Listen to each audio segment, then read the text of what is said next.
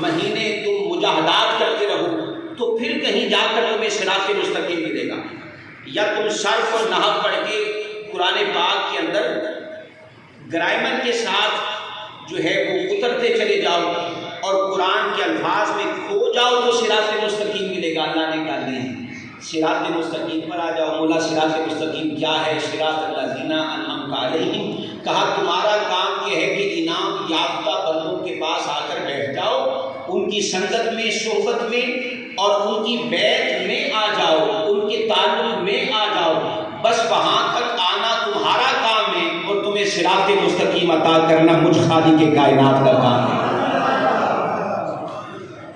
اللہ تعالیٰ نے صراط مستقیم بھی کس کو کہا؟ ولیوں کے راستے کو کہا۔ تو وہ یہ بات یاد رکھو، اگر اپنی زندگی میں تبدیلی لانا چاہتے ہو، انقلاب لانا چاہتے ہو، تو قرآن پاک نے اس کا واحد ایک نسخہ، ایک کلی عطا کیا ہے۔ وہ یہ ہے کہ اپنی صحبت بدل دو، اپنا یارانہ بدل دو۔ کوئی بے نمازی ہے، وہ کسی نمازی کے ساتھ سنگت لگا لے، اللہ اس کو نمازی بنا دے گا۔ کوئی جھوٹ بولنے کا عادی ہے، وہ کسی سچے کی صحبت میں آ جائے۔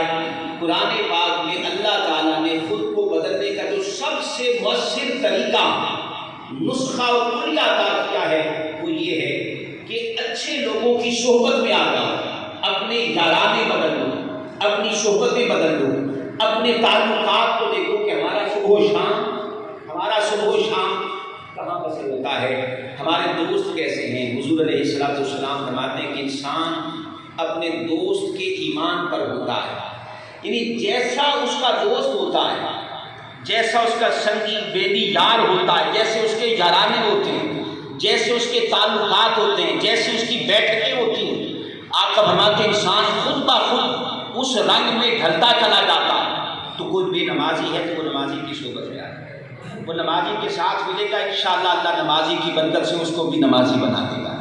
کوئی جھوٹ بولتا ہے، سچوں کے ساتھ آ جائے، اللہ اسے سچا بنا دے گا۔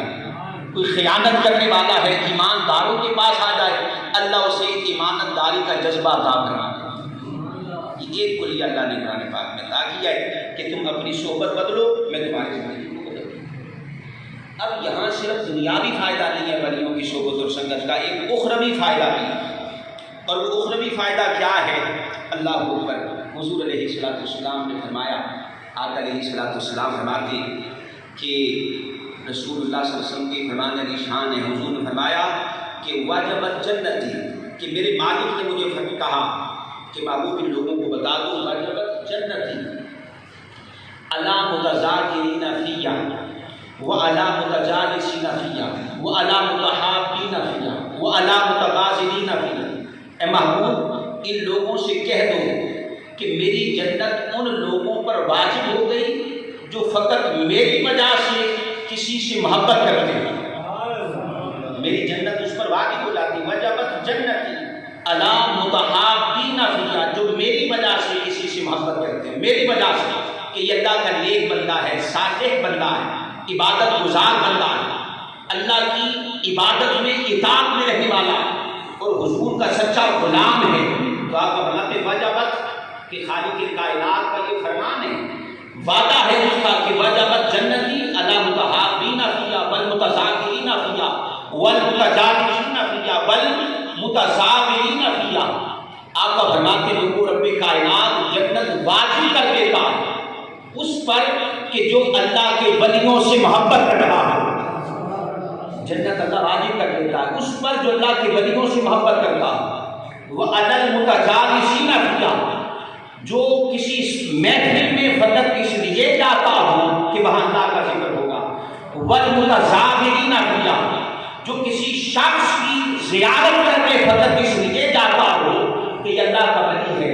آقا فرماتے ہیں جو اللہ کی وجہ سے کسی ولی کی زیارت کرے، جو اللہ کی وجہ سے کسی ولی کی مجلس میں جا کر بیٹھ جائے، جو اللہ کی وجہ سے کسی اللہ کے ولی سے محبت کرنے لگے، تو آقا فرماتے ہیں فقط محبت کرنے کا عمل ایک ایسا نسخہ کیمیا ہے کہ آقا فرماتے جو اللہ کی وجہ سے کسی اللہ کے بندے سے محبت کرتا ہو، اس کی زیارت کرتا ہو اور اس کی محفلوں میں جا کر بیٹھتا ہو، تو حضور فرماتے وجبت جنتی، کہ یہ میرے مولا کا حکم ہے جو میری وجہ سے ولی کی زیارت کو جائے، اس کی ملاقات کو جائے، اس کی صحبت میں جا کر بیٹھے تو واجبت جنت کی، میری جنت اس پر واجب ہو جاتی ہے۔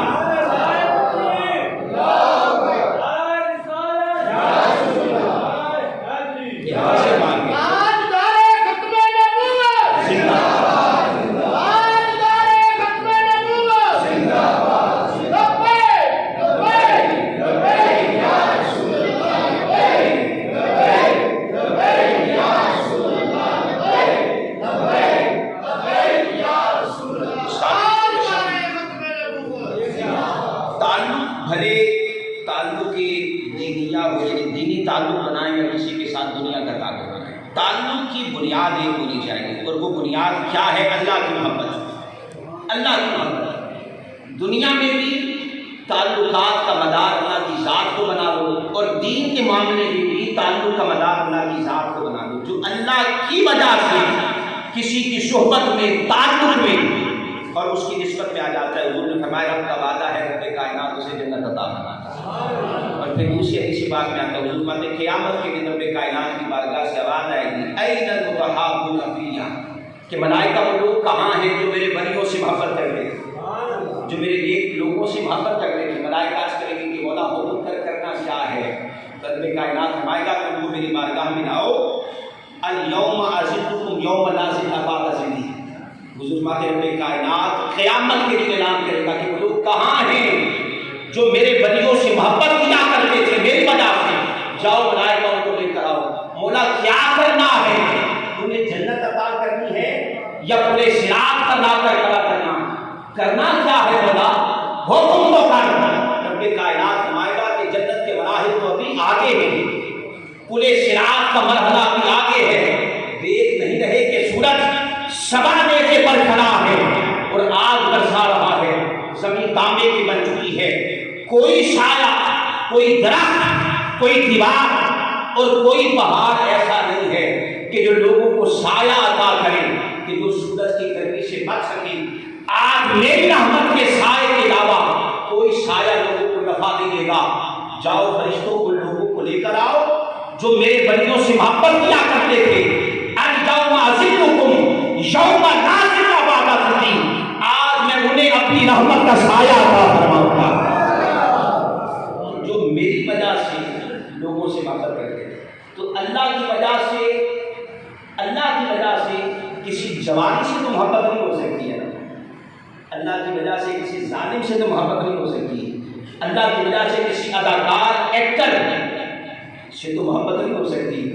اللہ کی وجہ سے محبت جس سے ہوگی نا، وہ یا تو اللہ کا فقیر ہوگا، اللہ کا ولی ہوگا، یا مدینے والے کا سچا غلام ہوگا۔ فقط انہی سے اللہ کی وجہ سے محبت ہو سکتی ہے۔ تو فقط یہ محبت کرنا ہی اتنا بڑا وظیفہ ہے، اتنا بڑا وظیفہ ہے۔ تو حضور علیہ السلام سے پوچھا گیا کہ حضور آپ نے تو یہ بتا دیا کہ اللہ کے ولیوں کا پیار، ان کی صحبت